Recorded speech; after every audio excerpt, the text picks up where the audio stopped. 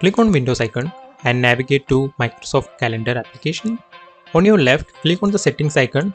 Then on your right, click on manage account and you have an option to add account here.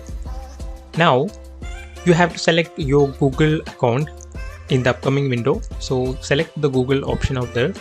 Enter your username and password for your Google account. Then click on next. You are ready to go. Now you have to allow an authorization. That's it. You have done the setup. Now you will start seeing your Google Calendar events, invites or meetings in Microsoft Calendar application. So you are all set to go.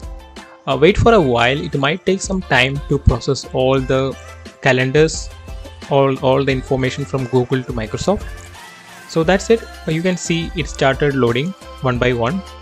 So that's how you can sync your Google Calendar.